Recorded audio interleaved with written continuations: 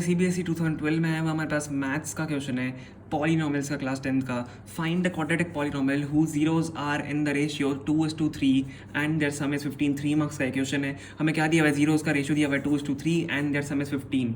अब देखो ये जीरोज का समय 15 है ना। अब जब आपको हमेशा ध्यान रखना, जब जीरोज आपको रेशियो में दिए हो तो आप उनको आगे एक कॉन्स्टेंट लगा के मानोगे। जैसे हमें दिए हुए, मान लो अल्फा और बीटा है हमारे।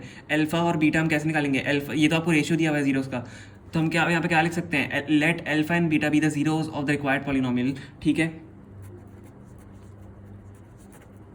Let alpha and beta be the zeros of required polynomial.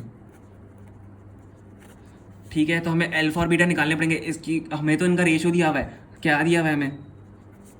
Alpha इस टू बीटा आपको दिया हुआ है 2/3 या 2/3 भी बोल सकते हो। ठीक है, तो हम इसको क्या करेंगे, let alpha be 2k and beta be. ये देखो ऐसे मत कर देना कि अल्फा को 2 मान लो आप और बीटा को 3 मान लो कि ये 2 और 3 इनके जीरोस हो गए, ऐसा नहीं होता।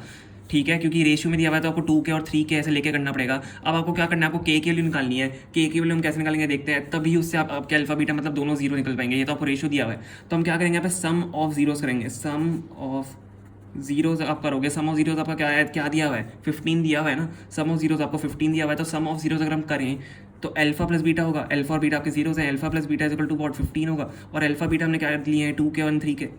2k plus 3k is equal to 15 के बराबर हो रहा है। अब 2k plus 3k is what 5k is equal to 15। ठीक है, तो k की यहाँ से वैल्यू क्या आ गई, 3 आ गई, सॉरी वापस लिख देते हैं। k की वैल्यू यहाँ से आपकी 3 आ गई। ठीक है, समझ में आया कैसे निकाली k की वैल्यू? सम कर दिया 2k और 3k, हमने अल्फा बीटा को मतलब जीरोस को मान लिया था, और सम आपको 15 दिया हुआ क्वेश्चन में, उससे हमने हेल्प से क्या कर लिया, k की वैल्यू यहाँ से निकाल लिया। अब हम क्या निकालेंगे, अल्फा और बीटा निकाल लेंगे। अल्फा आपका 2k है तो 2 × 3 विच इज इक्वल टू 6, तो अल्फा आपका किसके बराबर है, 6 के बराबर है। इसको बॉक्स में कर दो।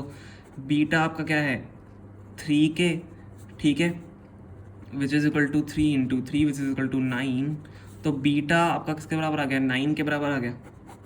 अब हम क्या करते हैं, हम प्रोडक्ट निकालते हैं। हमें क्या फाइंड क्या करना है, find quadratic polynomial. Quadratic polynomial का आपका फॉर्मूला होता है, उसमें हमें सम और प्रोडक्ट दोनों चाहिए होते हैं। तो सम हमारे पास है 15, ठीक है, और हमें क्या चाहिए, प्रोडक्ट चाहिए, तो प्रोडक्ट निकाल लेते हैं। तो प्रोडक्ट मैं यहाँ पे लिख देता हूँ, alpha into beta which is 6 × 9 which is what 6 9 से कितना होता है, 54 होता है। 54 इज़ द प्रोडक्ट। ठीक है, हमारे पास सम है 15।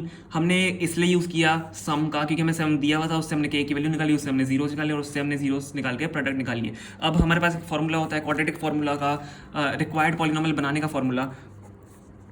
सो